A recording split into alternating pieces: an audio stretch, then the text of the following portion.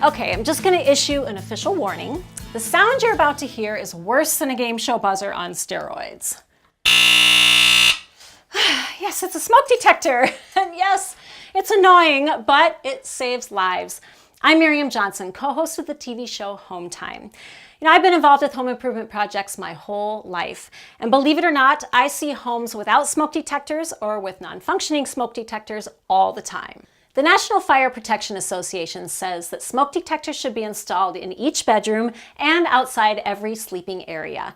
And there's a good reason for this. Smoke detectors save lives.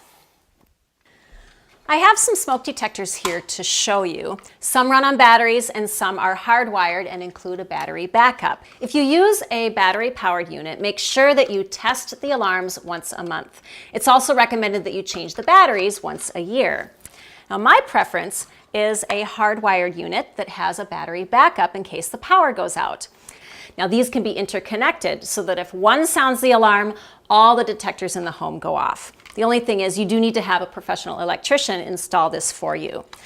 Whatever you choose, do make sure that you replace your detectors every 10 years. The sensors wear out and renders them pretty much useless. You can find the date that yours was manufactured right here on the back. So let's give some love to this life-saving device with the annoying voice. If you need help installing your smoke detectors, give us a call. We'd be happy to help you out.